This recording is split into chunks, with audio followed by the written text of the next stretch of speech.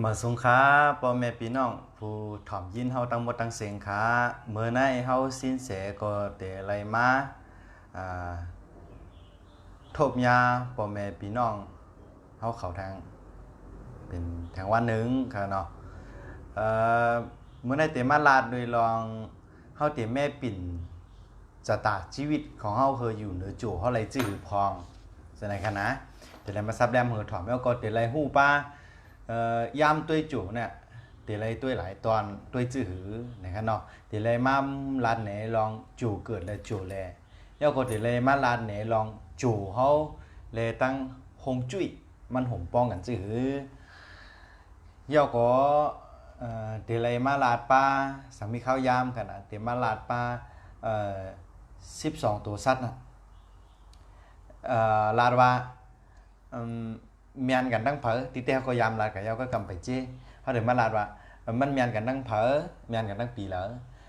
เยาก็เมียนกันให้อิดเนี่ยตั้งปีเหลอเยาก็อันเมียนกันให้อิดนั่นมันบอกว่าว่นก็ว่นกับก็ตั้งกันก็มันเดียวตั้งกว่างก็กว่าก็เซนเนี่ยนะมันเมียนกันฐานหน้าเหมือนเลยในตาวันนั้นมันขึ้นพร้อมกันเลยนะขนาดนะเดี๋ยวก็สองมาเขาจะรู้เลยว่ามันเมียนกันเหมือนว่าเมียนกันก็เลยไม่อยู่จ้อมกันเหมือนว่าเมียนเจอกันที่นั่นก็กำมันเลยเมียนกันฐานนั้นโฮมป้องกันเลยเมียนกันอะไรไม่อยู่ร่วมกันเดี๋ยวทางหนังภาษามาเดี๋ยวเลยฮู้ป้าอันจังขีนากันเบื่อขีนากันเหมือนว่าใครหันนาไอ้นี่อีนี่ฉะนั้นกันเนาะนำภาษีมาอันของ12ตัวชั้นเดี๋ยวเลยฮู้เนี่ยเดี๋ยวเลยฮู้ว่าจางสังให้กันจางเส้นเน่กันพอเขาปีในกันญาตั้งกันปีในเนี่ย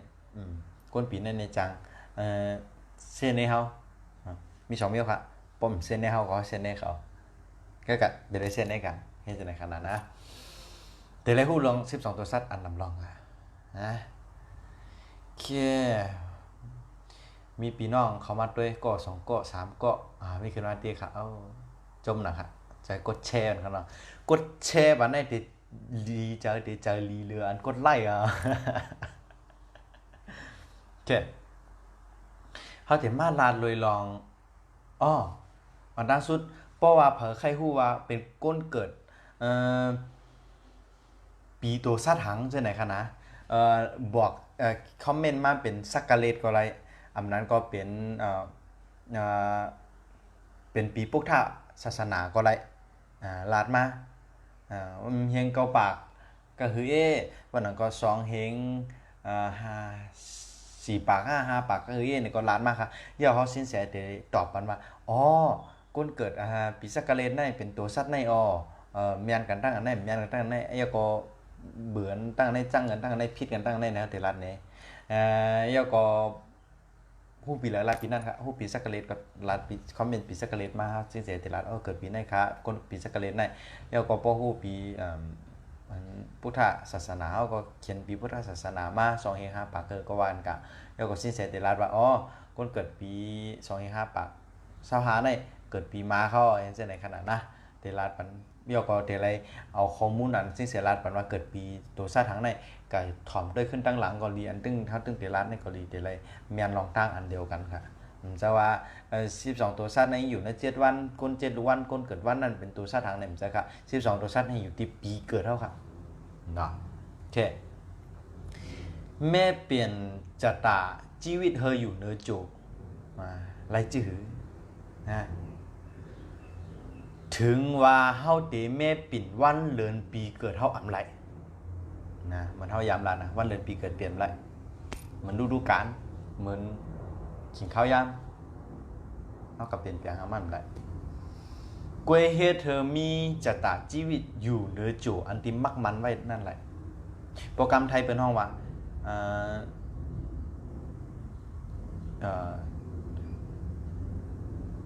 ทำดวงชะตาให้อยู่เหนือฟ้าลิขิต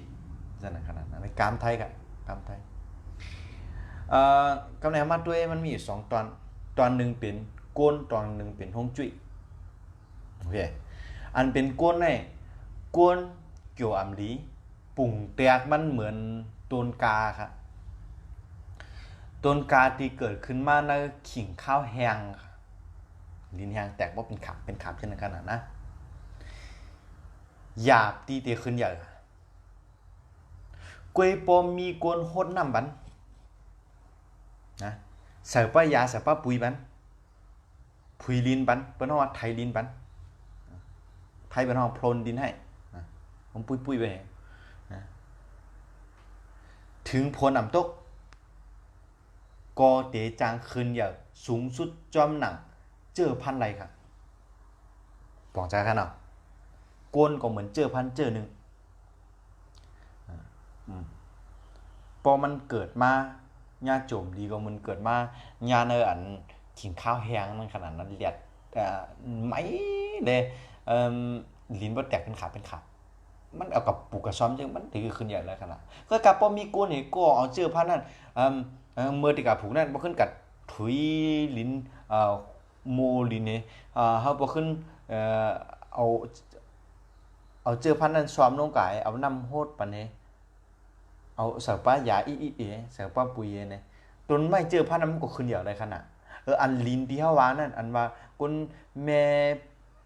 พุยลิ้นนี่โหดน้ำนี่สยานั่นห้องจุ้ยอ่ะนั่นห้องจุ้ยอ่ะเฮาอันเจอพันอันโจลิมลิ้นนั้นมันเหมือนเจอพันอ่ะนะโอเคกวนเหมือนเจอพันลิ้นนั่นอันว่าลิ้นนี่สน้ำโหดน้ำนี่แม่พุนลิ้นนี่โหดน้ำปันนี่สยาปันนี่นั่นเป็นห้องจุ้ยเจอพันนั่นเป็นโจเป็นกวนเนาะโจลิมลิ้นนั่นกันนะโอเคกำเนิดมาตัวลองเมื่อกี้เป็นกวนกำเนิดมาตัวห้องจุ้ยนี่เป็นเปิดเฮาว่ามันเป็นวิจาไทยเป็นห้องมันเป็นศาสตร์กำไตที่ห้องมาคือครับโอเคมันเป็นศาสตร์การปรับสภาพแวดล้อมเฮามีแฮงส่งเสริมจั่วเฮานะเฮ็ดเฮาอยู่เย้ากัดเย็นเปลี่ยนสุขมีโจกมีหลักนะรวยการปืนแพเฮียงโปรแกรมไทยเพิ่นว่ากระจายพลังงานโปรแกรมไทยก็ว่าปืนแพเฮียงการตีหลีออกมาโอเคและกรรมไทยเพิ่นว่าถ่ายเทพลังอำลีออกกว่าอันนั้นบอกว่าเอาอันลีเข้ามาอำลีนะออกกว่าไหนเนาะปองใส่โอเคแล้วก็พอเฮ็ดอะไรเจ้านั้นนะอันลีเข้ามาแห่งการอันลีเข้ามาแห่งการอันอำลีนั่นมันออกกันมันถ่ายที่ออกกว่าอันลีเข้ามาอันลีออกกว่าป้อมเป็นเจ้าไหนเจอรวยลอกไล่ตีพอเฮ็ดอะไรเจ้านั้นเนี่ยมันติเสียงกาเจ้าจ่ายกี่ที่สุด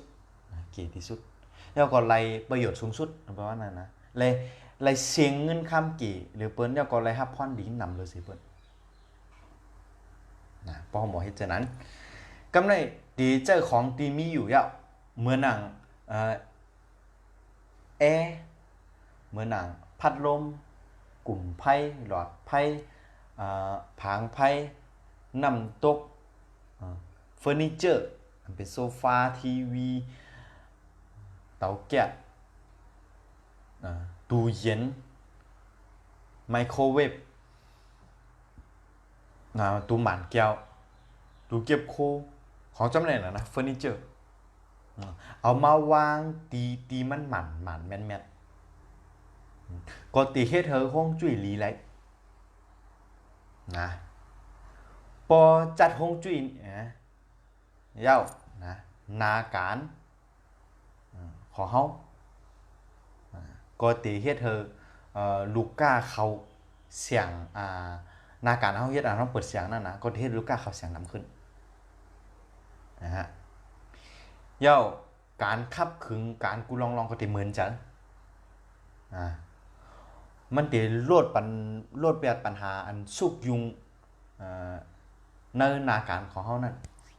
พอมันลดปัญหาช่วงอยู่ในอาการของเขาอาการของเขาตื้อตอนขึ้นอยากมาสูงนั่นขนาดนะโอเคอันนี้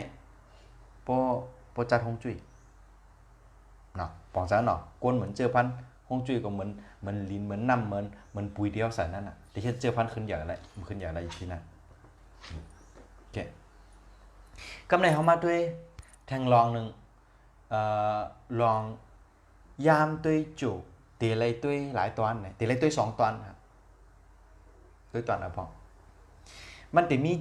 จูเกิดและตั้งจูแหล่ครับจูเกิดในมุขิง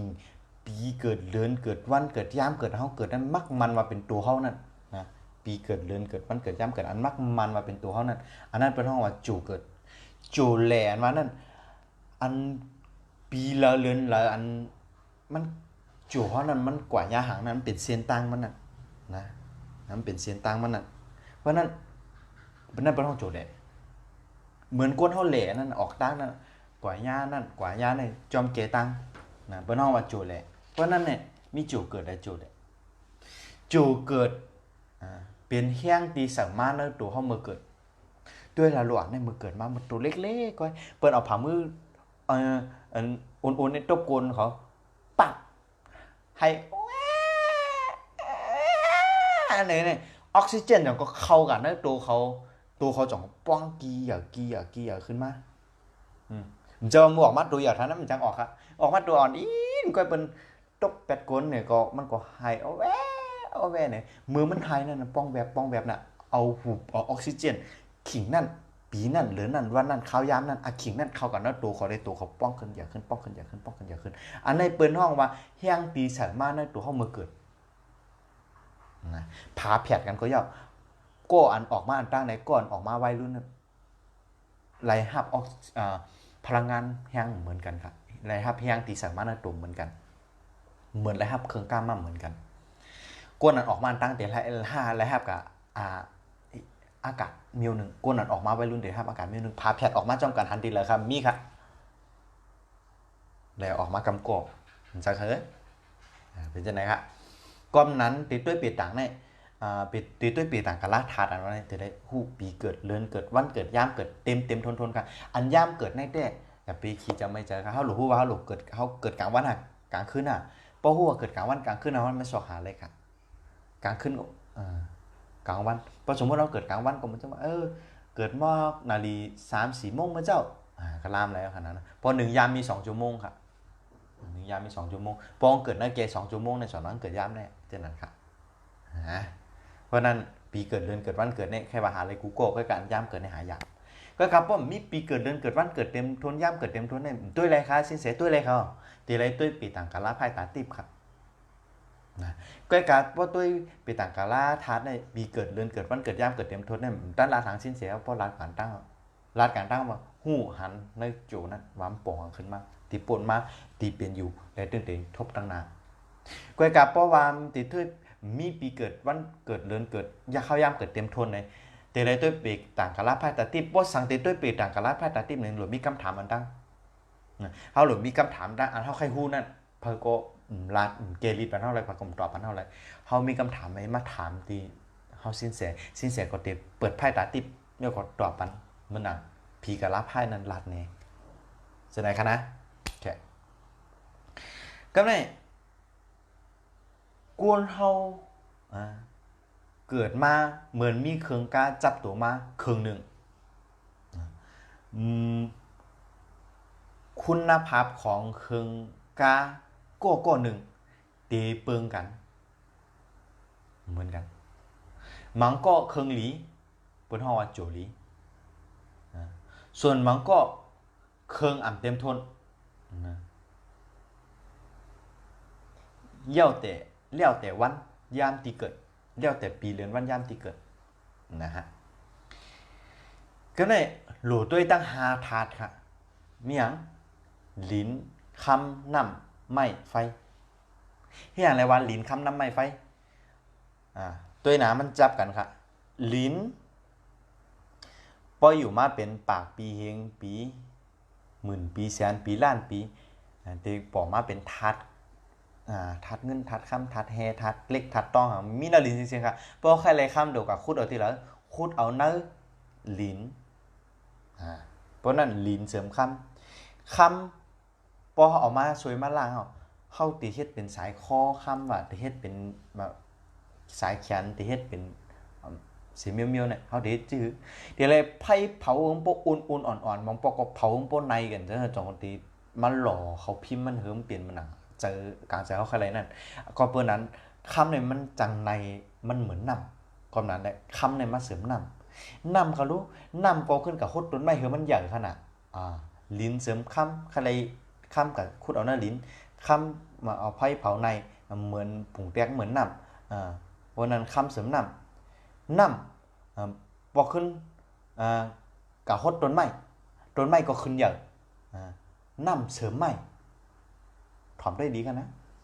กำในไม้ปันแหงมาเฮาบ่ขึ้นกับเฮ็ดพื้นเผาเป็นไผ่ไม้เสริมไผ่ไม้เป็นเจือเพื่องของไผ่ไผ่เผาเปลี่ยนอันไม้เนี่ยเป็นขี้เตาหึงกะกลายเป็นขี้ลิ้นไผ่เสริมลิ้นเสริมคำเสริมน้ำเสริมไม่เสริม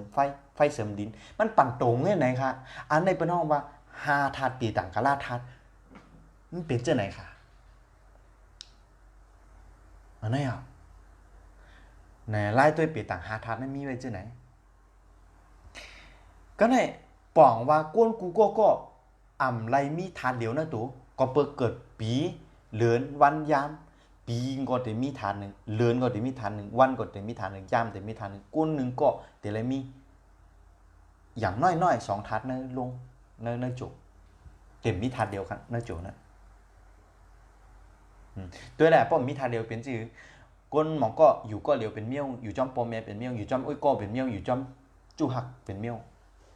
แก้งเหมือนกันก็เปิดทัดอันมีเนื้อตัวนั้นเหมือนกันปีเดือนวันยากนะบอกว่าก้นกูก็ไรมีทัดเดียวนะตัวกล้วยเตมีหลายทัดล้อกันศูนย์กันปอล้อกันเปิ้นเฮาว่าปอล้อกันเหมาะสมเพ่งเป้งปอล้อกันเพ่งเป้งเหมาะสมก็ที่ห้องว่าโจหลีเหมือนหนังเครื่องกล้าเกรด A อันว่านั่นขนาดนะปุ่งเตียงมีอย่างไรเตียงเหมือนกาแฟกาแฟเหมือนกาแฟแก้วนึงเนี่ยพอใส่น้ำตาลน้ำหนาก็หวานป่นว่าใส่กาแฟมันน้ำหนาก็ขมป่นพอใส่กาแฟเม็ดน้ำหนาก็มันป่นพอใส่น้ำตาลเก๋ก็จางพอใส่กาแฟเก๋ก็จืดก็เปิ้นนั้นเนี่ยมันหลุดใส่น้ำตาลว่ะกาแฟเม็ดว่ะกาแฟเนาะหลุดใส่เหมาะสมมันจ่องก็ติกลมกล่อมขนาดนะจู่เขาเหมือนกันพอมันหาทัดเพียงเปี้ยงเหมาะสมเนี่ยมันก็เหมือนกาแฟแก้วนึงที่มันกลมกล่อมกินก็หวานอร่อยก็กับเพราะว่าจู่มันนักกับตั้งแล้วตั้งนึงหาทัดมันเพียงเปี้ยงเนี่ยก็ริมดีก็อยู่ที่นั่นเหมือนอายาสามันเปิงกันกะมีปีน้องเขาตักเขามาว่าอันนี้ได้เขียนว่าห้องว่าคันไหนพี่ในหัวก็การตั้งหลังในห้องว่าเพียงค่ะจอยเขียนมาห้องหมันแม่นอีกขนาดแต่ในห้องถูกค่ะใครตรงตักค่ะใครตรงตักพี่น้องเขามาเขียนมาว่าเยี่ยมเป็นกำลังใจให้ครับอ๋อค่ะยินจมเหมือนสงค่ะกำเนิดเขามาด้วยโจแหล่เนาะปองเจ้าเนาะอันโจเกิดเนี่ยเขามาด้วยโจแหล่เนี่ยเป็นเส้นตั้งที่เขาหลูกว่าย่าค่ะมีผาคนลังครับเนาะมีคนกวาดทั้งนั้นที่นาฬิกาเนี่ยคนลังค่ะกลางนั้นที่ความนั้นเนี่ยเส้นตั้งเขาเด็กกันย่าเพื่อนห้องมาจูเล่ก็เหมือนหนังเส้นตั้งเป็นข้าวย่ามตีถาดเมียวตั้งหาที่เขาเลยลาดกว่านั้นตีเดพัดเปลี่ยนกันเข้ามาในจัดปานของเขาในแต่ละช่วงชีวิตพอช่วงแล้วถาดที่เขาเกี่ยวเข้ามาก็ห้องว่าโจหลีนางคำยิงเนาะจะขังมาสงค้าโอเคพวกห้องหมันแมนก็ขว้างไว้นี่ขนาดก็เนี่ยพอจู่อัน พอถัดอันดีเขามาเนื้อหาถัดปันตรงนะป้องเขามาปีละเดือนละขิงละเข้าย่ำละวันละอันนั้นโป้เขาเจอก็สอนนะจู่เขาหลีก็ห้องว่าจู่หลีเป็นช่วงที่จู่ขาขึ้นนะบอกว่าเฮ็ดสังก็เมียนเฮ็ดสังก็เจอเฮ็ดสังก็เมียนจังว่าโอกาสติหลีพอเฮาหีบเนียนวักเต้าเอาเฮ็ดเป็นตั้งอ่องเมียนก็เดขึ้นอย่ามาสูงไรค่ะก็เปิดจู่เฮาหลีเหมือนตั้งเสือว่าเกียบไว้กะไว้มันก็ป่นเปิ้นอันที่เป็นกะทึงๆน่ะเฮาฮู้ว่าเส้นทางมันเสือละเอียบกว่าไว้ๆเปิ้นกว่าพวกอ่องมินพวกแข่งกันก็พวกอะไรที่1นั่นเป็นว่าเฮ็ดตั้งอ่องมินปันตัวเท่าไหร่พอฮู้ว่าเส้นทางแต่แล้วจู่เฮาลีมดีเนี่ยพอฮู้ว่าจู่เฮาลีเฮาลงกว่าเตี้ยลงทุนติเฮ็ดติเตี้ยโลโก้ชื่อก็มันตึงเป็นพรดีทักตัวเฮาอันนี้ค่ะบ่ด้วยจู่เฮาได้ฮู้เลยป้อมด้วยมีตังฮู้ค่ะมีตังฮู้อันเปต่างกาลาอันเฮาสินเสียมาจากตัวเนี่ยมันเปิงกันนั่งเปต่างไต้เปต่างมานเปต่างไทยเนี่ยเปิงกันทีละเนี่ยเพราะเปต่างไทยก็ลาดว่าเฮาติถูกรีเซอร์สีหางอันมันใจเต้ๆไหวหัวนอนกันทั้งหลายแล้วก็จะกับเงินสีหางลายเก๋งอันที่เป็นกับปันมาในก็คอมมีไว้ก็ผมเป็นปืนนั่นเก่าๆมันห้องไรวามพอขึ้นกับกำนั้นไล่ไปต่างกาลาไทยแต่ไปต่างกาลาทาแล้วเนี่ยมันเปิงกันที่ไหนตั้งไปต่างกาลาไต้เฮาพอโจมลีโลกับปล่อยนั่นปล่อยนั่นเนี่ยไปต่างกาลาทาเฮามีครับเอาทัดเกทัดแค่ครับมันเหมือนหนังน้ำปักเอามีดกับปาดมันเหมือนอะไรครับอะไรครับน้ำปักก็เอาเค็มบ่งน้ำบ่งเค็มก็มันเหมือนน้ำนะครับมันเป็นห้องน้ำปักกับน้ำบ่งมันแดมเหมือนกันเด็กเหมือนกันก็นั้นเนี่ยอันละปอมาเอานั่นเกะเพื่อกะพอปีต่างกะล่ามานปีต่างกะล่าใต้ปีต่างกะล่าไทยในใกล้เปลี่ยนเหมือนจึงน้ำปักเอาผ้ามิดปาดนั่นกันเลยลายเกะแค่ปึงหลังไล่มันจะทัดเกะทัดอันเฮาก็เฮียนออกมากูเมี่ยวๆก็ค่อยกะเฮาเจอจามตัวกูอันแล้วก็กะเฮามีตั้งยุ่มยำในหันถึงว่าปีต่างกะล่าทัดนี่มันหมันเมียนเต้ๆมันเกะอะไรเต้ๆมันเจออะไรดีๆเข้มๆแล้วก้นดังกำผาเปิ้นยุ่มยำกันเย่า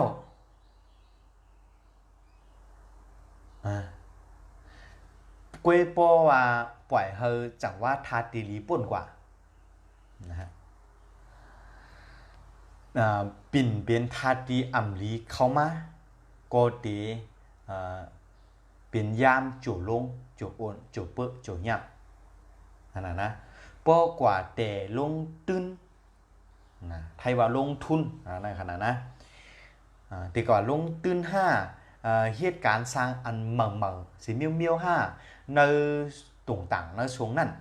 นะฮะก็ตีเหตุเกิดความผิดพลาดตีเหตุมีปัญหาเห็นเลยลู่ซุ้มเข้ามาในจัดปันในช่วงนั้นเข่งนั้นปีนั้นเดือนนั้นวันนั้นยามนั้นอันที่ทันที่เข้ามานั่นก็ไม่ได้เย่าการฮอกยำมันรู้เปลี่ยนหือการฮอกยำของการต้วยเปต่างกาลาทัดเนี่ยการอ่านว่าเคิงกาตีจับตัวมานั่นนะฮะเคิงกาตีจับตัวมานั่นมีคุณภาพเป็นว่ามีคุณสมบัติเจิ้งหือมันเป็นเครื่องกล้าของเป็นเป็นเครื่องกล้าของ BMW มันเป็นเครื่องกล้าของ Toyota เป็นเครื่องกล้าของ Mitsubishi เป็นเครื่องกล้าของอย่างค่ะเป็นเครื่องกล้าของยามาฮ่าเป็นเครื่องกล้าของอะไรโอเคตีหู้ว่าคุณภาพ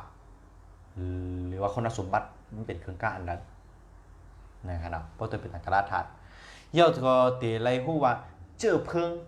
เปิ้นเฮาพลังงานของมันนั่นน่ะอันหาธาตุที่เปลี่ยนกว่าจอมวันยามนั่นน่ะอันเปลี่ยนกว่าจอมปีเดือนวันยามนั่นนะเมียวเหล่าลีหืออ่ำลีกับเจ้าของ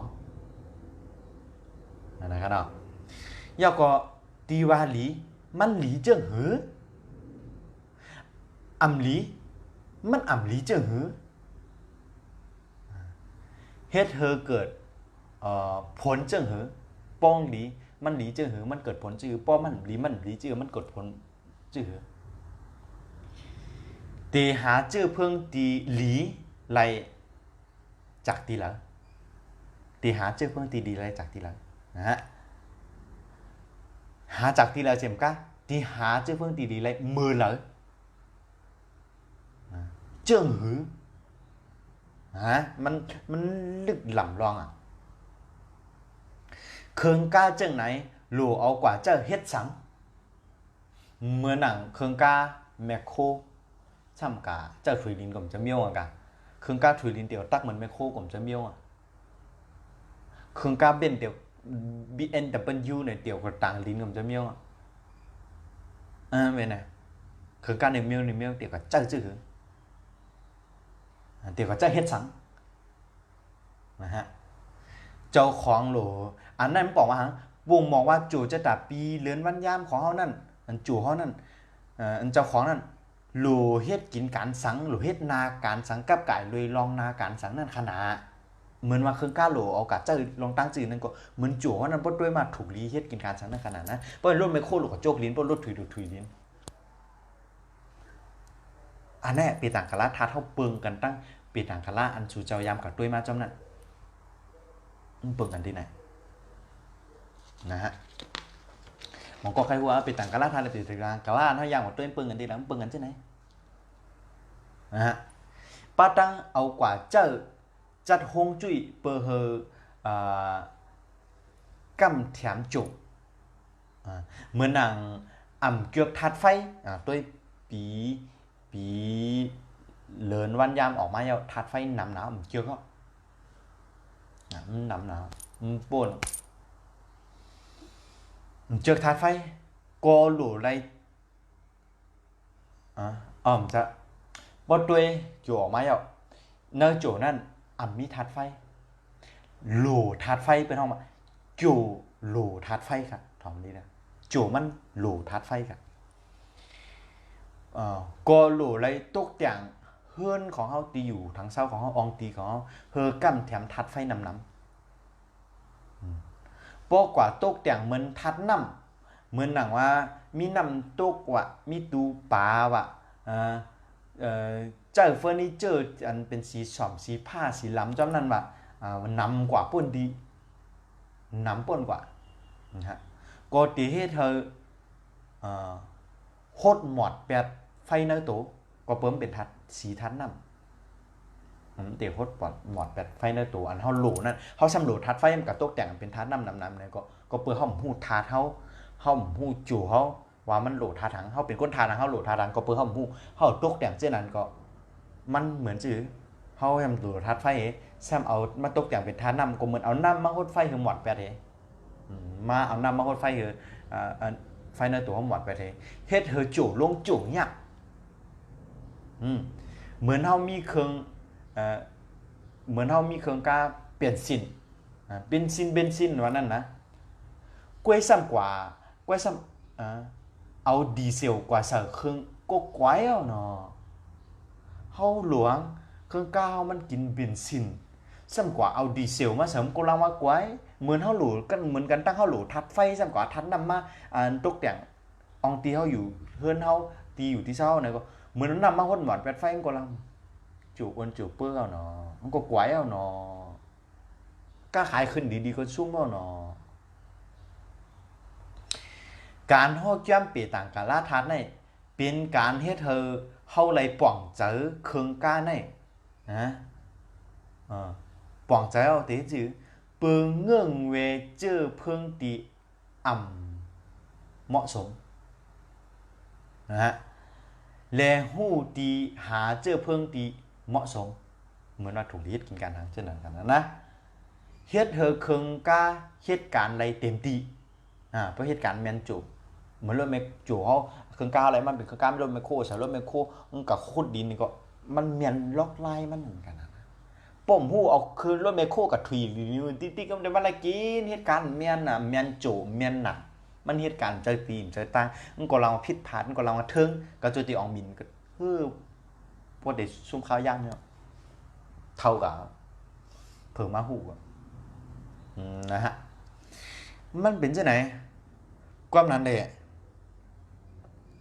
มันได้ฮู้ตีหาเจอเพิ่งตีหมอ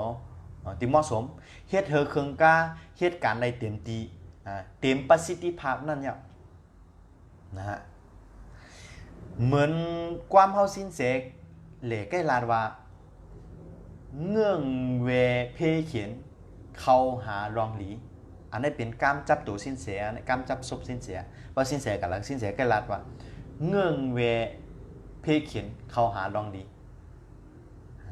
พอเอาความในกับวนดีๆในเตหันแทงมันเตเพมาแทงกามขยายมันนั่นน่ะเตเพมาแทงทั้งนำครับเงื่องเวเพเขียนเข้าหารองหลีนะเมื่อเฮาป่องเจอเย้า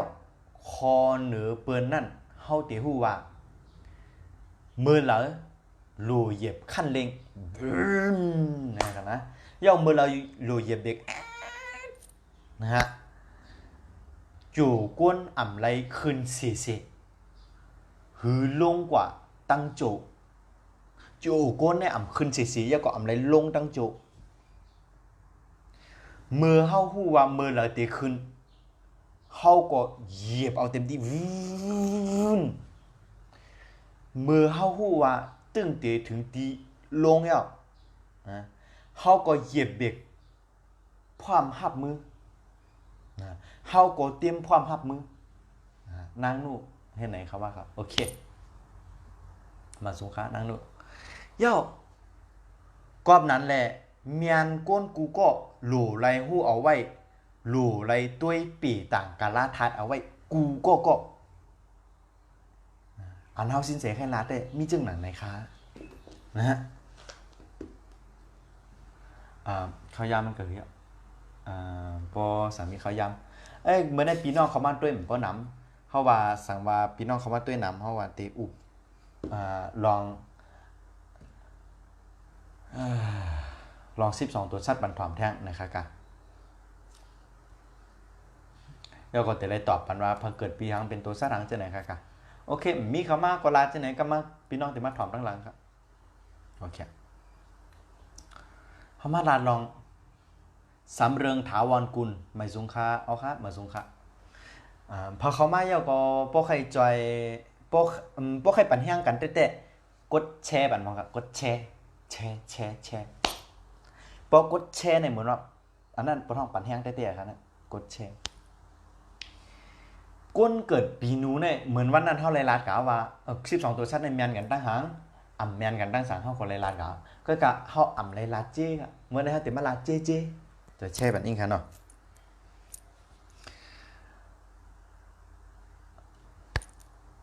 ก้นเกิดปีนูครับก้นเกิดปีนูเนี่ยเมียนกันตั้งกำลังติดตามอยู่ที่อ่านไว้ครับเนี่ย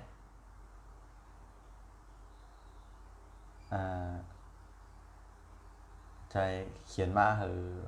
ปีใจอันเสือสีส้มเนี่ยอะไรติดตามเข้ามาแต่ข้างแรกเขาค่ะเนาะแล้วก็ทีอะไรมาคอมเมนต์ปันแห้งใจเขาก็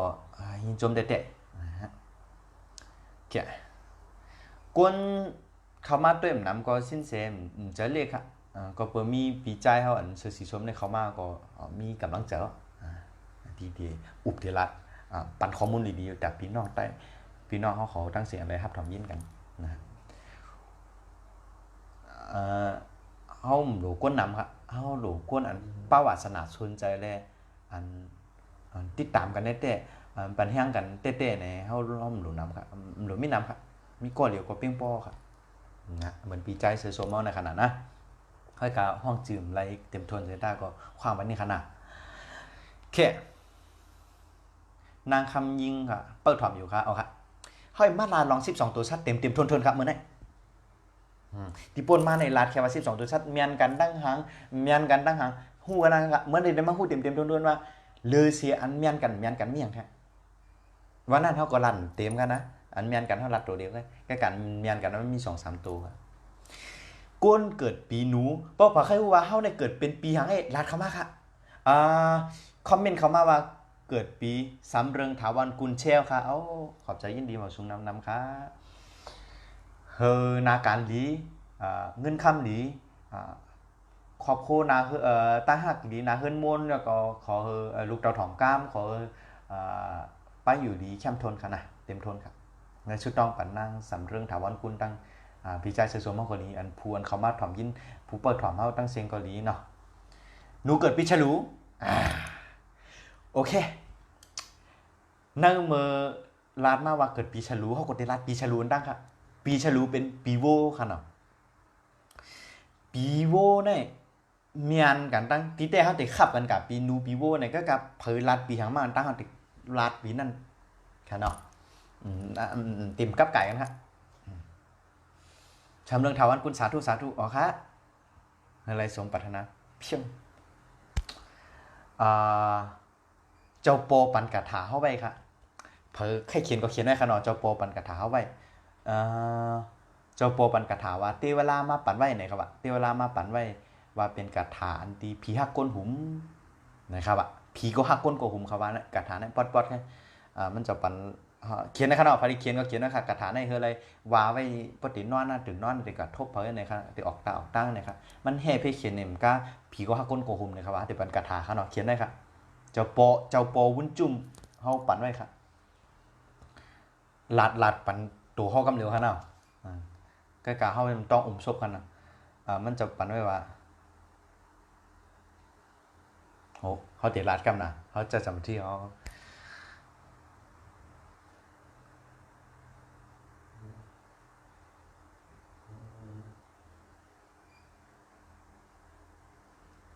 เผื่อเขาตีลาดเดี๋ยวมันปขึ้นลืมกะก็อดออกกำเผื่อเขาตีหมอกว่าเจ้าโปปั่นกระถานเตี้ยวล่าออกมาลาดเนี่ยเจ้าโปนั่นเจ้าโปขึ้นมาปั่นเฮานั่นเลยเฮาปขึ้นลืมกะอ่ะเหมือนมีอันมาแห่ว่าเมื่อลาดจังนั้นครับใกล้กับเฮาดีวนตัวอินปวนอะไรก็ได้ลาดปวนถึงน่ะมันไปวนอะไรก็ไปลาดกันนะเอ่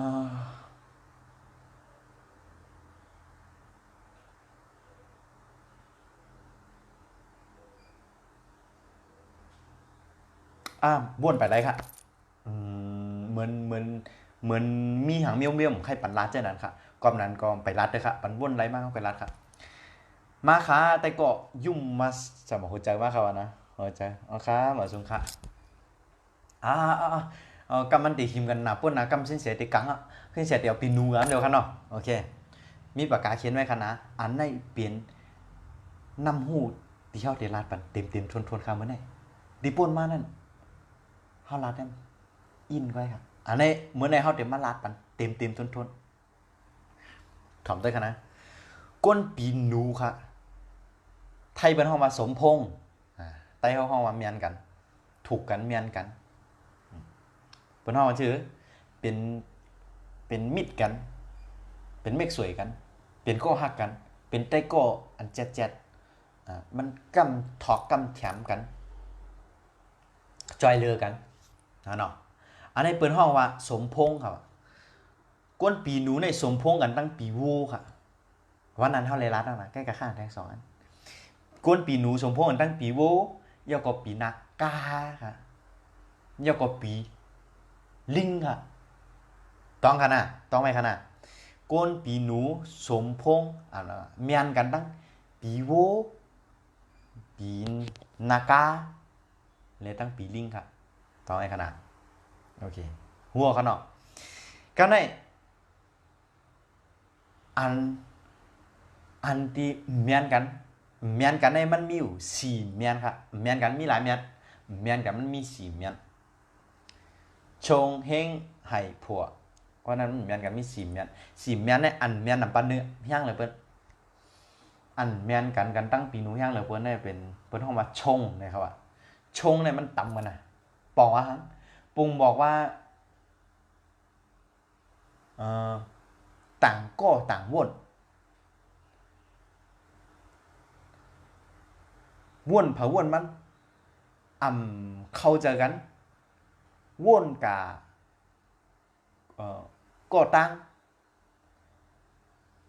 โหคิดก็กะก็ผ่ายตั้งยังหมายก็กะก็ตีไปตั้งก็เซียน มันเหมือนเดินในตาวันมันขึ้นพร้อมกันได้ก่อนนั้นเนี่ยปีอันนี้เนี่ยเปลี่ยนปีนูนถูกแท้ๆว่าเหมือนเจอเฮารัดเนี่ยเป็นปีม้าค่ะปีม้ามันชงกันมันต่ำกันแม่นฮะก็พี่โทรกัน ปีนูเลยปีม้าก็ในทัดกับทั้งมันก็ชงอ่ะเนาะก็ในมาเฮง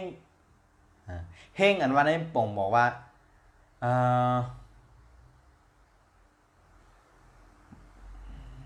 บอกกรรมไทยเปิ้นเฮาว่ากันแกล้งกันน่ะไต้มันสิว่าหือนั่นอืม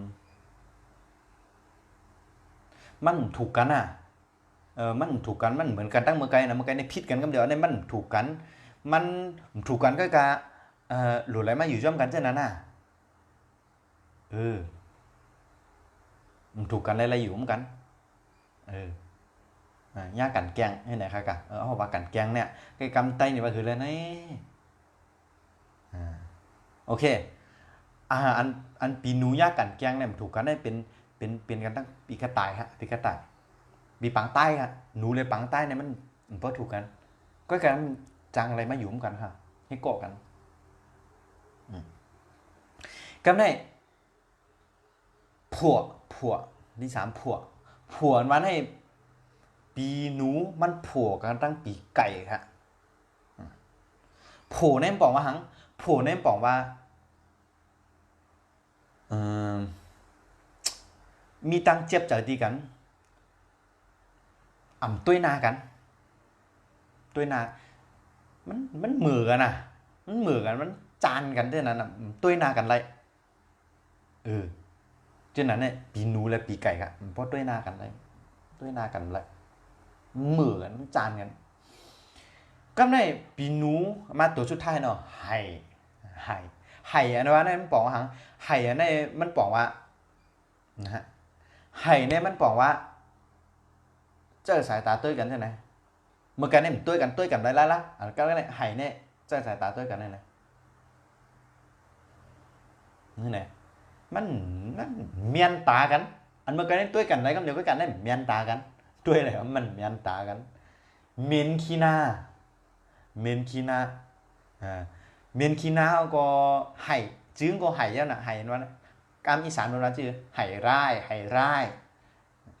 กามไตก็เสือไห่นั่นขนาดนะเสือไห่กันเป็นจังแช่จังแน่กันจังวาแห้งกันเป็นศัตรูกันเป็นหยันสู่กันหยันสู่ทั้งซบทั้งความจังแช่จังแน่กันก็นั้นปีนูและปีแปะ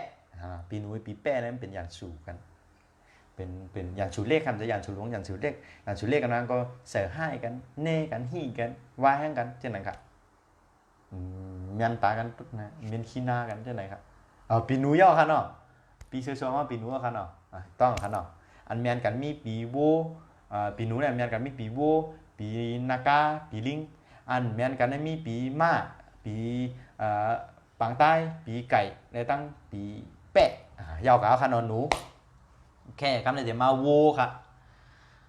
สามเริงถาวรกุลปีแพะกับปีเถาะอยู่ด้วยกันดีไหมคะปีแพะกับปีเถาะปีแพะกับปีเถาะแพะกับเถาะดีนะครับสมพงกันครับดีอยู่ครับดีอยู่นะฮะโอเคกันในมาปีเอาเพิ่มมีคำถามมันก็ถามมาครับสิ้นเสียความติดตอบปันครับเพราะผมพูดว่าเกิดปีหังเขียนสักกะเลยส่งมากก็เลยครับอำนั้นก็เขียนปีพุทธศาสนา2-5ปากหังส่งเข้ามากก็เลยครับสิ้นเสียดีตัวเนื้อผืนเนี่ยลาดว่าเป็นก้นเกิดปีในของ12ตัวสัตว์ค่ะยินจมค่ะปีเซอร์โซมากดแชร์ค่ะยินจมค่ะกำไนมาตัวปีวัวในเมียนกันตั้งปีหนูค่ะเมียนตั้งปีหนูเมียนกันตั้งปีไก่ค่ะแล้วก็เมียนกันตั้งปีงูค่ะเพราะนั้นวัวในอยู่จอมก้นเกิดปีหนูก็แล้วก้นเกิดปีวัวในอยู่จอมก้นเกิดปีหนูก็แล้วอยู่จอมก้นเกิดปีไก่ก็แล้วอยู่จอมก้นเกิดปีงูก็แล้วนะก็ในปีวัวอันเมียนนะอันมันยาชงเนี่ยอันเมียนนี่เป็นปีแปะค่ะเป็นปีแปะปีวัวเมียนตั้งปีแปะว่าสิ โหคิดกับก็ตั้งในขนาดนะเมียนกันล่าdương mãi cònเหมือนกันนั่งกว้างก็เหมือนกันเพราะนั้นปีวูเลยตั้งปีเป๊ะเมียนกันแห้งหนาครับพิดเถียงกันได้ก็ในปีวูเลยตั้งปีหมาเนี่ยมันเฮงกันครับมันเฮงกันวางเหมือนเท่าวางเนาะเฮงกันอันวางเป็นชื่อเฮงกันในถูกกันก้อยหรืออะไรมาจังอะไรมาอยู่จ้อมกันจะนั่นครับมันถูกกันใจไม่อยู่ร่วมกันเหมือนก้นเหตุการณ์จ้อมกันกล่อมจึกนั่นนี่ก็ดูเลยเหตุการณ์แน่ดูเหตุการณ์จ้อมกันโอเคหัวปีวูเนี่ยมีกันตั้งปีหมาก็ในปีวูเนี่ยตั้งปีนากาเนี่ยมันผัวกันฮะผัวกันว่าแค่หันหน้ากันครับมันแค่หันหน้ากันด้วยหน้ากันเลยด้วยหน้ากันเลยมันแค่หันหน้ากันเบื่อกันจังกันจานกันก็ในปีวูมากันตั้งปีหมาวูเลมาในพวกขึ้นไห่กันครับมันจางเส้นเน่กันเนาะวูเลมาเนี่ยคนเกิดปีวูแล้วเกิดปีมาจางเส้นเน่กันข่ายกินจีกันตั้งหลังเนาะโอเคก็ในมาทางปีซื้อครับกะไว้อินครับมีคนตรงตาไงมั้ยบอกว่าเข้าใจกันหู้เสียงๆกันเนาะมีคนตรงตามีคนถามในสอนเอาหู้เสียงโอเคขาสั่นกับก้นเกิดปีเสือครับเนี่ยก้นเกิดปีเสือในเมียนกันตั้งปีหมูเนาะเสือและหมูเนี่ยมันมีนั่นอีกนึงที่ว่าเมียนกันเต๊ะๆก็จะที่ว่าเมียนกันก็ซ้ำเมียนกันเนี่ยเสือและหมูเนี่ยมันเป็นโปรแกรมไทยเบิ้นเฮาว่าตบจุบป้อเสือใครอยากเข้าก็จังกินหมูเลยก้อยกับป้อเสือเกิดมานมเมเสือป้อกินเอากับปันกินนมหมูเลยจังบอกจ้ะเสือในกินน้ำนมหมูเขาเพราะน้ำนมเสือเกิดลูกมันเนี่ยน้ำนมเขาป้อกินน้ำเมียจังไหนเขาเสือลูกอ่านกับปันกินนมหมูอันนี้เมียนกันก้อยกับเสือในจังคบกินหมูเขาก็นั้นเดี๋ยวเมียนกันก็จะเมียนกันก็เป็นในเขาจอกสิ้นเสียจองห้องว่ามันเป็นประเภทแบบตบจุบหักกันคิดเถียงกันก็กำจังเปียดกันสามัญแนวไหนครับโอเคไต้หักคือหมาสุงคะเอาคำหมาสุงคะนางคำยิงฟังแล้วถูกค่ะอ๋อค่ะถูกก็ยินจมอ๋อค่ะก็กอบสั่งแล้วมันถูกกอบซิมเสียเอาอันน้ำความอันจืดเจออันมันถูกมันเมียนนั้นมาลาดขนาดต้องกดถูกก็ค่ะอ๋อค่ะถูกก็ยินจมอ๋อค่ะก็ได้เสือถูกกันตั้งหมูแล้วก็ถูกกันตั้งม้าและถูกกันตั้งหมาครับคนเกิดปีเสือค่ะนะอยู่จ้องคนปีหมูอะไรผมมันวันตบจุบนั่นนะพิดกันเถียงกันป้นผมมีพิดเถียงกันตั้งเปียดกันเปียดก็เปียดเลย3 วัน 4 วันดีกันขึ้นพิดกันไปเจ้าหัวคำดีกันขึ้นเพราะนั้นเสือและหมูถูกกันค้างกันก็ยังมีอันงองแงงกันอะไรอยู่ก็กระถูกกันครับแล้วก็เสือกันตั้งหมาถูกกันเสือตั้งหมาก็ถูกกันครับโอเคก็ได้เสือเลยตั้งลิงเนี่ยถูกกันนี่ท่านเนี่ยโพสตัวใน YouTube ลิงเนี่ยค่ะนะที่เวียนกอบกิ่งไม่แล้วก็กัดจันหางเสือหน้าปล่อยกอบขึ้นทางกิ่งพอเสือตีหายยับว่ามันบ่ขึ้นพอเสือตัวเรียนอ่องอร่อยกับตบบันหัวเสือวันนั้นก็ติ้นต่อยบันหัวเสือบ่ขึ้นอ่องอร่อยกับทางกิ่งบ่ขึ้นกับย่ายหลังเสือให้แกงตกกิ่งไม่เฮเรียนพอเสือล่ำเอาเวียนกอบขึ้นกิ่งไม่เสือขึ้นกับเตอเก้าไม่เฮงอกลิงก็งอกด้วยเสือก็ยันมาด้วยนี่นะครับมันยันกันได้แต่ผิดกันน่ะเมืองค่ะเนาะมาสุงค้าเกิดปีเสือครับเจ้าเปล่าครับเขามายันเอาครับถอมได้ขนาดซื้อและหมูเมียนกันก็กับเป็นประเภทตบจุกก็เพื่อนซื้อกินหมูไรก็กับป้อนน้ำนมเสือป้อนลูกเสือเกิดมาเพื่อนก็กินน้ำนมหมูไรเพราะนั้นเนี่ยซื้อในเมียนกันเขาไปทนบันขึ้น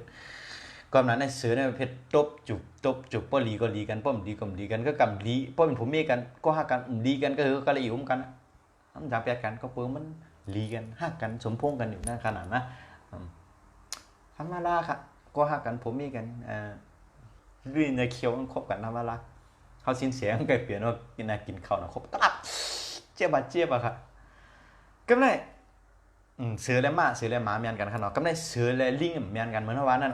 เก้ากันเท่านั้นค่ะนะสงเก้ากันนะเสือลิงเมียนกันก็ไม่เสือและงูเนี่ยมันเฮงกันค่ะเฮงกันว่าเป็นชื่อมาแก้วแกละเฮงกันว่านะถูกกันเมียนกันก็กระจังอะไรไม่อยู่จ้อมกันนะเพราะนั้นสื่อเรื่องงูจังเป็นเช่นนั้นครับถูกเมียนจังอะไรไม่อยู่ร่วมกันเหตุการณ์ร่วมกันมันก็กับถูกเมียนกันก็ในสื่อและ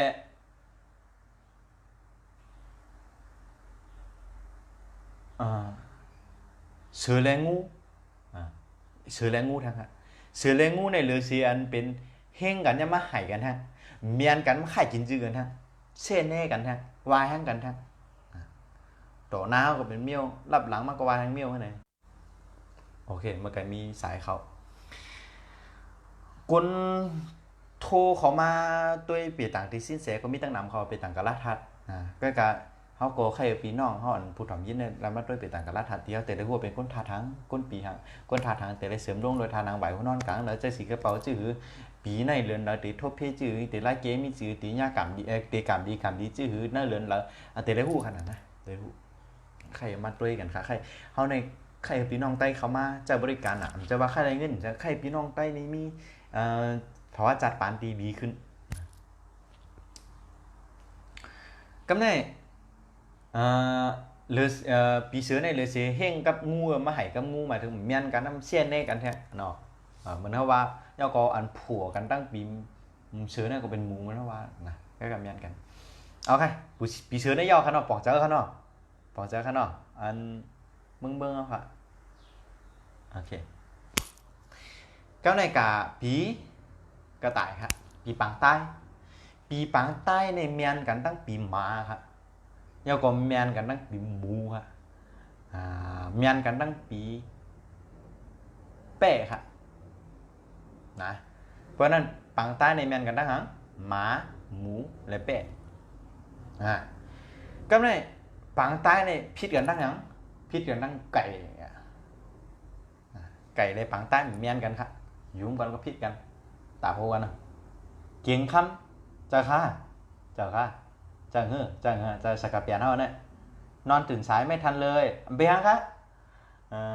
ตั้นอยู่ครับถอนสอนตั้นหนูเนี่ยมาไปไกลมากตึงหาเพียวปีกระต่ายครับปีที่4หนูโวสือกระต่ายครับตึงมาถึงผ่านแล้ว3 วันสกัดเปลี่ยนเข้ามาครับเนี่ยเปลี่ยนไต้เป็นไต้ทั้งกำโอเคก้นเกิดปีกระต่ายเมียนกันตั้งปีหมาปีหมูและปีแปะก้อยพิษเทียงกันตั้งปีไก่เมียนตั้งปีไก่ครับน้องก้นเกิดปีกระต่ายเกียงข้ามเอาเกิดปียังค่ะก้นเกิดปีกระต่ายเมียนกันตั้งปีไก่จางพิษเทียงกันเนี่ยพอขึ้นกะช่วงกันปีไก่พอขึ้นกะเฮงกันปีนูก้นปีกระต่ายและปีนูเนี่ยมันเฮงกันมันเพราะว่ากันแกล้งกันนะถูกกันหรืออะไรไม่อยู่ร่วมกันเนาะย่อก็ปีกระต่ายเนี่ยพอขึ้นกับผัวกันตั้งปีมากผัวอันว่านั่นด้วยนากันอะไรเบื่อขี้นากันเหม็นขี้นากันใครหันนามันจะนั่นกันนะคนนั้นก้นเปิดกดปีกระต่ายอะไรปีมาในสังวาอะไรมาให้ก่อกันก็หลีพอได้จ้างกันก็จ้างกันด้วยนากันอะไรเย่าก้นเกิดปีกระต่ายเนมพอขึ้นมาไห่กันตั้งปีนากาเพราะนั้นก้นเกิดปีกระต่ายและปีนากาเนี่ยจังเสียแน่กันจังค่ายเข็มจือกันป่นก็ในมาปีนากาค่ะครับเนี่ยกาเดียวค่ะนะปีนากาในเมียนกันตั้งปีไก่ฮะเย่าก็ปีนากาในเมียนกันตั้งก้นเกิดปีหนูปีนากาเมียนกันตั้งก้นเกิดปีลิงค่ะเนาะก้นเกิดปีนากาเนี่ยเมียนกันตั้งก้นเกิดปีหมาค่ะนากาเลยหมาเนี่ยพิษเถียงกันตักโหกันเขาเมียนกันครับม้วนก็เหมือนกันเยื่องไม้ก็เหมือนกัน เจนตั้งเนาะมันไกลสายเขาครับเปิ้นโทรมาด้วยปีต่างใครปีน้องเขามาด้วยปีต่างกับลาดทานกันแต่ได้รู้ว่าเป็นคนท่าทางเสริมท่าทางอยากทราบว่าเก๋งเกิดปี2525วันจันทร์แต่ไม่ทราบว่าธาตุอะไรอ๋อด้วยปีต่างเลยครับเพราะใครด้วยปีต่างกับลาดไพ่ตาติมกันนะฮู้กันนั่นก็ค่ะฮู้กันนั่น2525เป็นปีม้าครับ2525เป็นปีม้าก็ประกอบด้วยขนาดปีม้าโอเคปีนาคาในแมนกันนั่นปีไก่ปีหนูและปีลิงแมนกันคิดถูกกันตั้งปีม้าเยี่ยวก็แมนกันตั้งปีนาคาและปีนาคาแมนกันก็เปิดหังค่ะปีนาคาว่าในนาคาว่าในมันเป็นมังกรเขียนห้องมังกรมันอยู่บินหนูเนื้อกาเฮาอะบินหนูเนื้อกาเฮาเนี่ยมังกรในสูงเจ้าปืนกวยกาสูงย่อมเผอก้อมนั้นกวนมีหมาหน้าติที่เหมือนกัน2ก็อยู่จ้อมกันหยาบครับเหมือนเป็นการจับแรมในห้องว่าเสือ2ตัวอยู่ทำเดียวกันไรนี่จะขนาดนะเพราะนั้นเหมือนนายกเขามี2กลุ่มเลยครับโปชกมี2กลุ่มเลยครับนายกก็มี2กลุ่มเลยครับมหาราชาเจ้าพ่อเจ้าแผ่นดินมี2ป้ามเลยครับนั่งหอเลี้ยวหรือเสียว่าทั้งก้อมเป็นมหาราชาก้อมเป็นราชินีก้อมเป็นบุชกก้อมเป็นมีบุชกใช่ไหมครับเหมือนเสือ2ตัวอยู่ทำเดียวกันไรโดยเสียว่าเสือตัวนั้นเป็นตัวแม่อันนี้เหมือนกันนาคา2ตัวอยู่ร่วมกันไรครับเมียนกันถูกกันเพราะนั้นปีนาคาเมียนกันทั้งปีนาคาครับเยี่ยวก็ปีนาคาเบื่อจังคีนาเบื่อหน้าใครหันหน้ากันตั้งปีโวค่ะปีโวเยี่ยวปีนาคาเลยตั้งปีปังใต้เนี่ยจางเซ่เน่กันครับจางเซ่เน่นะใครกินจื้อกันแค่มาปีงูครับเนี่ยพอเขามาก็เกียงข้ามเขาจอยเซ่ปันอินคานาเมืองเขาจอยเซ่ปันอินคานางคำยิงเขาจอยเซ่ปันอินคาแต่เขาจอยเซ่ปันอินคาปอหนึ่งเช่ก็เหมือนปันหนึ่งแห้งจากสิ้นเสียเฮอะไรหาสอเอาข้อมูลอันที่สิ้นเสียอะไรเฮียนหูนั่นคนใครเอามาลาดเนี่ยปันพี่น้องเขาเลยถ่อมยินกันติ๊กๆเนี่ยหน่อยครับการในก้นเกิดปีงูค่ะก้นเกิดปีงูในเมียนกันตั้งปีลิงค่ะแล้วก็เมียนกันตั้งปีวูค่ะเมียนกันตั้งปีไก่ค่ะก้อยเกิดปีงูเนี่ยเมียนกันตั้งปีหมูค่ะนะผิดเถียงกันตั้งปีหมูค่ะเจ้าก็ก้นเกิดปีงูเนี่ยเมียนกันตั้งโอเคก้นเกิดปีงูเมียนกันตั้งปีลิงถูกกันตั้งปีลิงเนี่ยก็ก้นเกิดปีงูเนี่ยเบื่อขี้นาจังนากันเน้นขี้นากันตั้งปีลิงยังเหมือนกันค่ะงูเลยลิงเนี่ยเบื่อกันจังกันเมียนกันเนี่ยก็เม้นขี้นากันแล้วก็ปีงูเลยตั้งปีเสือเนี่ยมันไห่กันครับเซเน่กันวายแห้งกันสะให้กันจ้าติดตามตลอดค่ะติดตามก็จ้มเอาค่ะก็จะเช่ปันนี้ติดจ้มหรือในทางค่ะเพราะนั้นงูเลยเสือเนี่ยมันสะให้กันวายแห้งกันมันเซเน่กันค่ายกินจื้อกันค่ะก็นั้นคำเมียนกันค่ะก็ในมาปีม้าค่ะเนาะก้นเกิดปีม้าในเมียนกันตั้งปีเป้ค่ะแล้วก็เมียนกันตั้งปีเสือเมียนกันตั้งปีหมาค่ะเพราะฉะนั้นม้าเมียนกันตั้งเป้เสือและหมาค่ะอันพิษเถียงกันเมียนกันนั่นอันพิษเถียงกันนั่นจางเลยพิษเถียงกันนั่นม้าเนี่ยตั้งหนูครับเมียนกันพิษเถียงกันครับม้าและหนูเนี่ยเมียนกันละก็ในม้าและม้าขึ้นเมียนกันครับ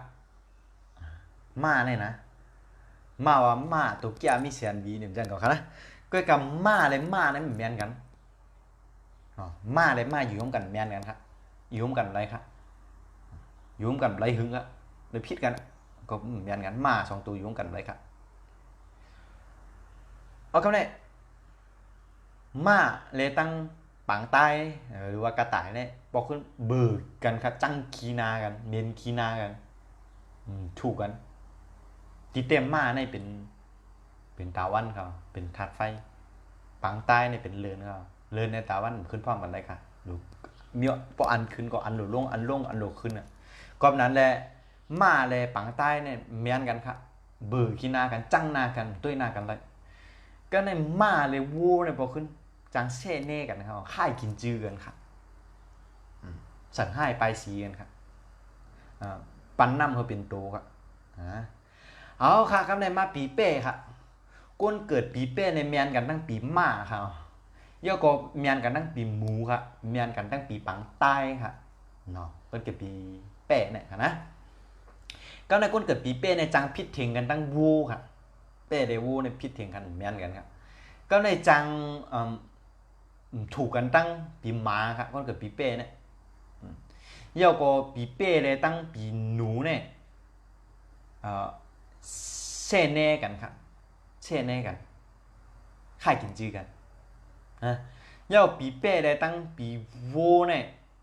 ก็ยังจางตาโหกันได้ทั้งครับพิษเถียงกันครับเหมือนอยากเหมือนไพ่เรานะพิษเถียงกันครับ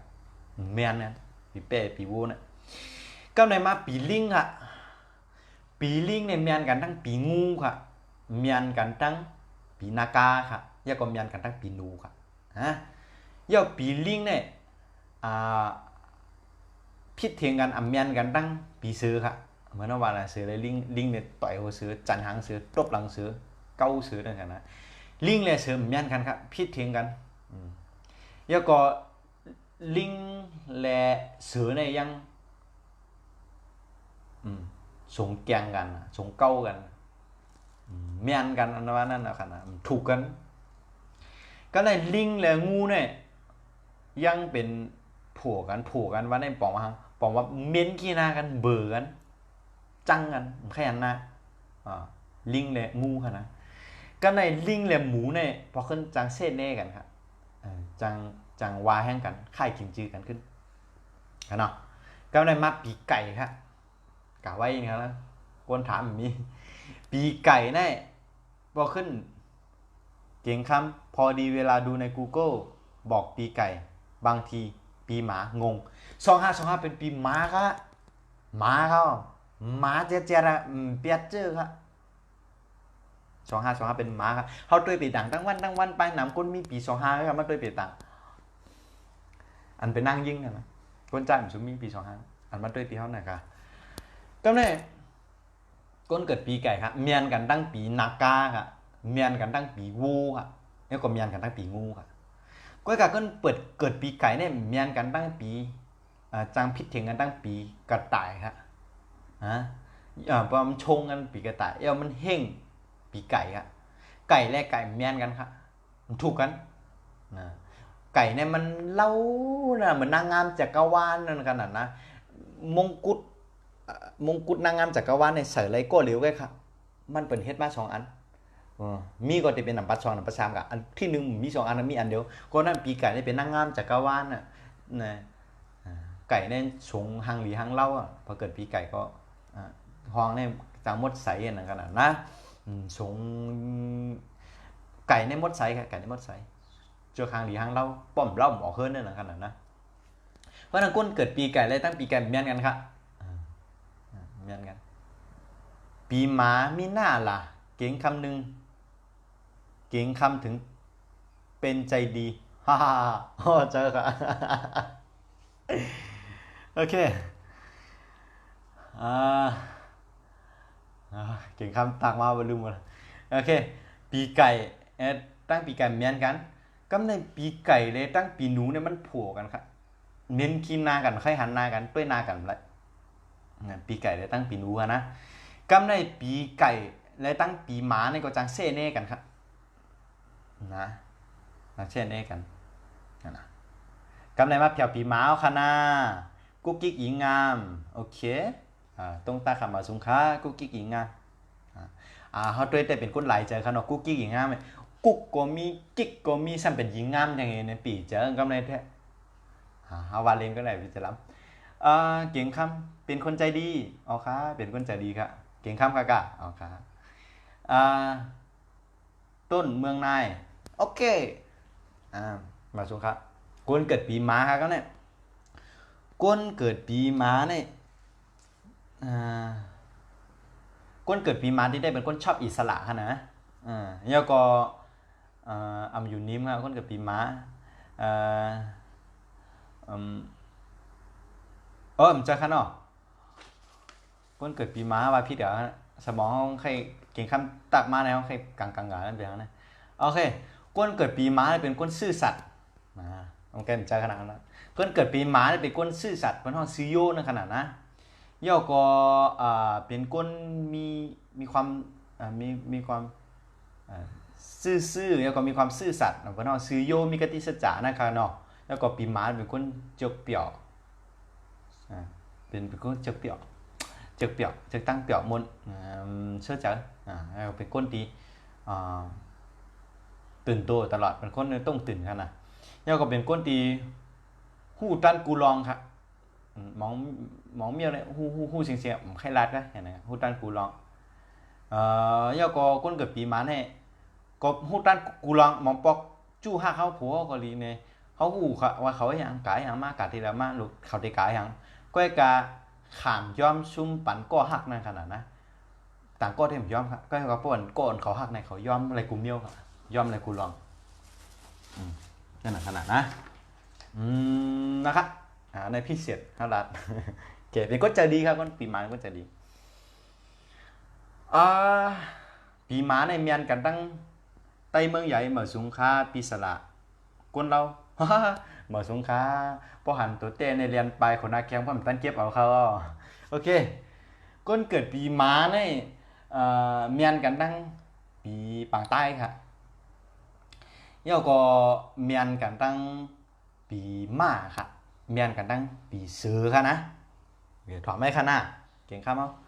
แล้วก็ก้นเกิดปีม้าในจังพิษเทงกันตั้งก้นเกิดปีนักกาค่ะแล้วก็เมียนป้อเมียนกันทั้งคนเกิดปีนักกาคนเกิดปีม้าในจังยากันแกงอันนั้นก็ป้อถูกกันตั้งปีแปะค่ะคนเกิดปีม้าในจังเบื่อนากันจังนากันด้วยนากันไรในตั้งปีแปะเหมือนกันค่ะแล้วก็คนเกิดปีม้าในตั้งปีไก่เนี่ยจังเส้นเน่กันครับจังเส้นเน่กันใส่ให้ปลายสีกันใส่ไล่ไห่ไล่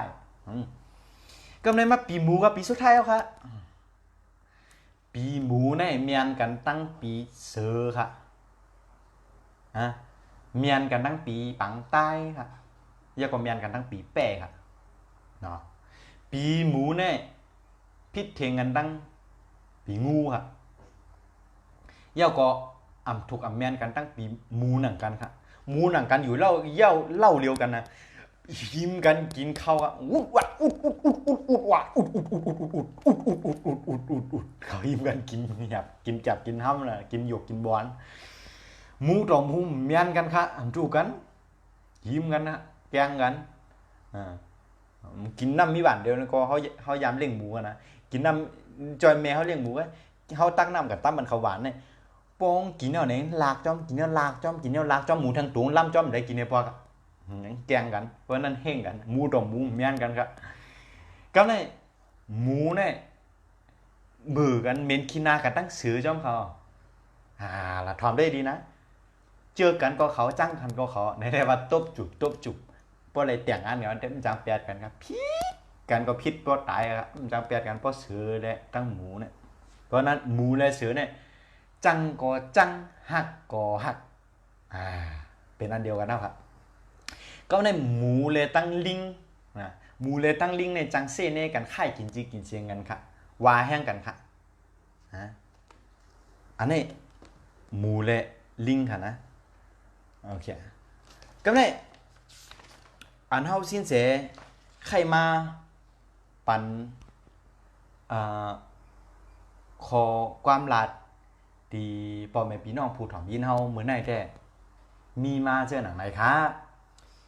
สินเสเฮาเต็นแนะนำจี้ลองป่องตั้งปัน4เมียวค่ะที่อย่าไปเฮ็ดมีหลายเมียว4เมียวค่ะที่อย่าไปเฮ็ด1อย่าปันเผยยืมเงินปอ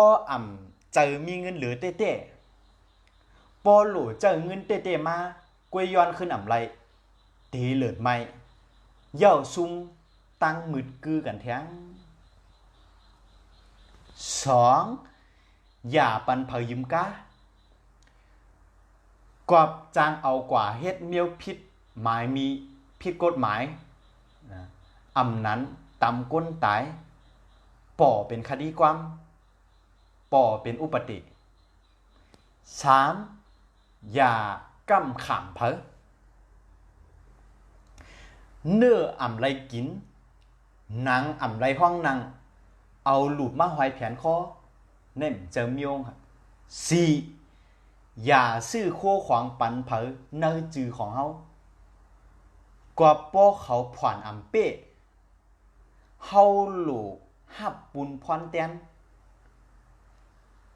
ป้อเขาเอากว่าเฮ็ดพิษเฮาก็ช่วยจอมอ่ำหู้ตูเมื่อในเฮาสินแสมีความแนะนำจี้แหนล็อกไลน์เส้นตังสีเมียวที่อยากไปเฮ็ดค้าข้าวยามก็เต็มทั่วเนาะเฮาสินแสขอบใจยินดีและย้อนเหมือนสูงพ่อแม่พี่น้องผู้รับตามยินเฮากันได้ค่ะเหมือนสูงค่ะ